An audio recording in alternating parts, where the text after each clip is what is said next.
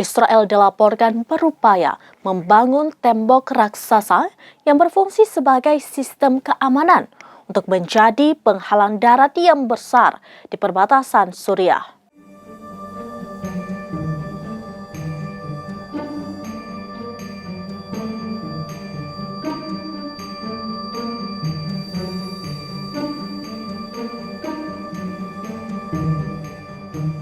Laporan Channel 14 Israel menyatakan upaya keamanan ini sebagai bagian dari antisipasi menghadapi apa yang mereka sebut sebagai ancaman yang datang dari perbatasan, di mana milisi-milisi poros perlawanan masuk menyerbu ke teritorial Israel. Media Israel tersebut menjelaskan penghalang yang akan dibangun akan mempersulit milisi Suriah yang akan mencoba memasuki Israel di masa mendatang. Laporan tersebut menunjukkan jika tembok keamanan tersebut akan mencakup pagar ganda, tumpukan tanah dan parit, dan akan diperkuat dengan sarana teknologi pengawasan.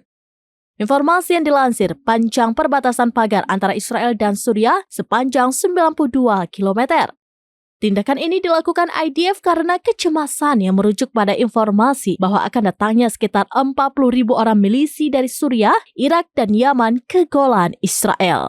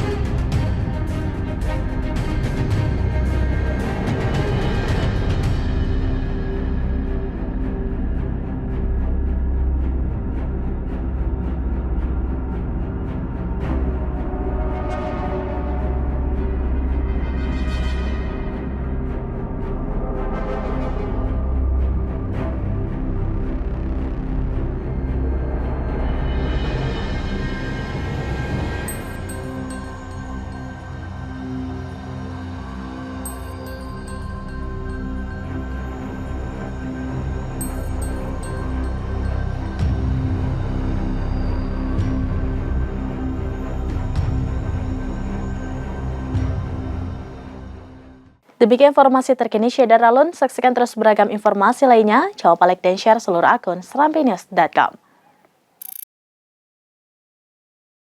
Download Tribun X sekarang. Menghadirkan lokal menjadi Indonesia.